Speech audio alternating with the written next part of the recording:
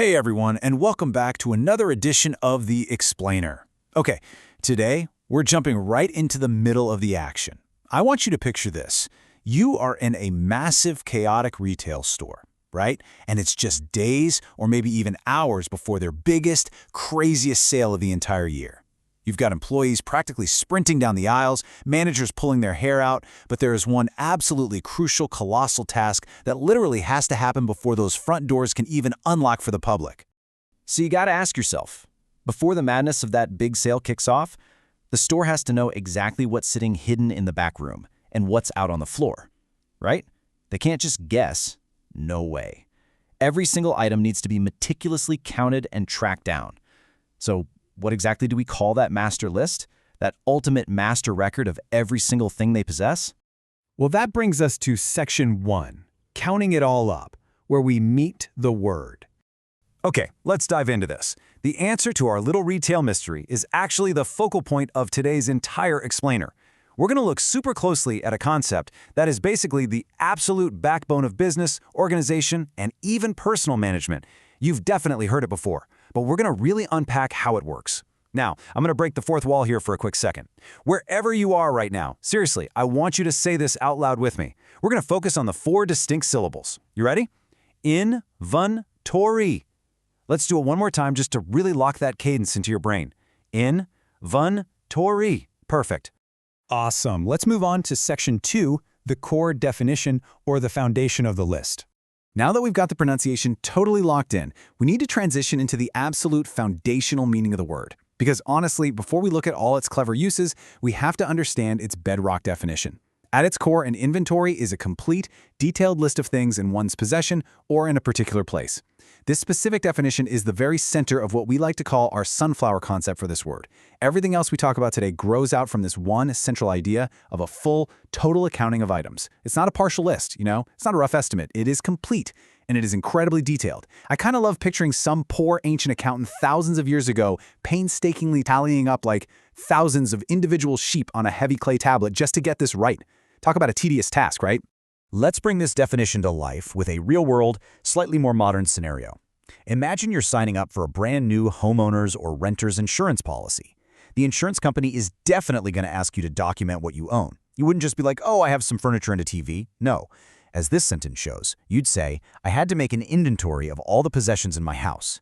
You would literally go room to room, writing down the couch, the exact television, your specific laptop, maybe even your books. You are creating that complete detailed list we just talked about. All right, let's jump to section 3, stretching the meaning. This is the sunflower effect.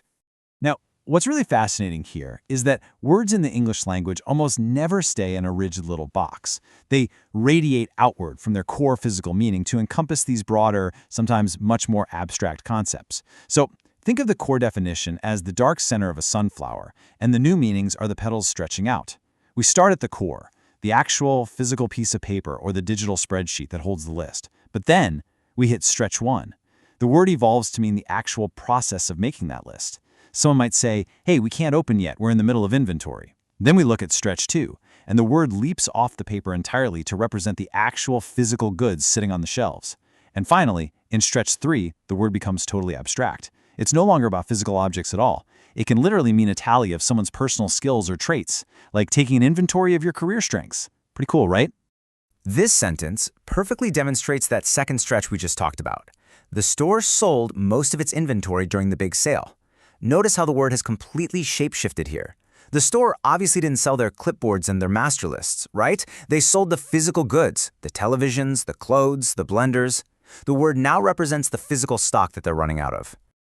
Okay, on to section 4, usage and near words. It's time for a word detective breakdown. So let's officially shift into word detective mode. It's time to pull out our magnifying glasses and look really closely at the mechanical gears of how this word operates in everyday sentences and, how it compares to words that seem similar but aren't quite the same.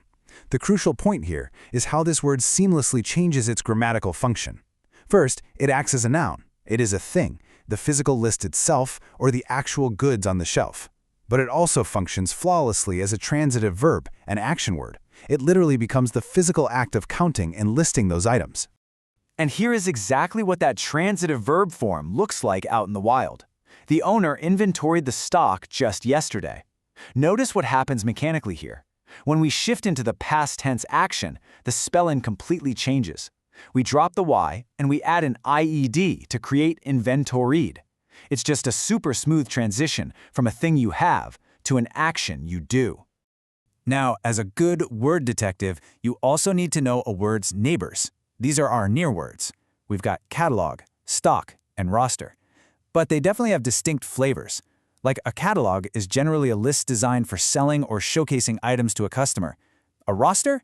That's usually a specific accounting of people, like a sports team.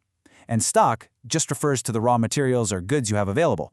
But in inventory, that implies a precise, complete, and often internal accounting of absolutely everything you hold. It's really the most comprehensive of all these terms. Almost done. Section 5. Your turn to try. Let's do the backpack challenge. Let's see how this builds directly into your own daily life. We've talked a lot about stores and insurance companies, but I really want to challenge you to bring this concept into your immediate physical space right now. So here's what we're going to do. Step 1. Look inside your backpack or your purse, your briefcase, or hey, even just the desk drawer right in front of you. Step 2. Mentally practice counting up those items. 2 pens, 1 notebook, a phone charger, maybe a snack. You are currently creating a complete list of your possessions in a particular place. Now, step 3, use the word inventory in a sentence out loud.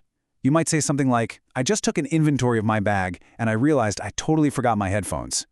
Seriously, speak it out loud to solidify everything we've covered today. Go on, give it a try. To wrap things up, remember that at its core, this word is all about the complete list, or the act of creating that list. But applying that third stretch we talked about, the abstract stretch, I really want to leave you with this final thought. If you step back right now and took a complete, detailed inventory of your own life, your skills, your relationships, your life experiences, what is your absolute most valuable asset? Take some time to think on that.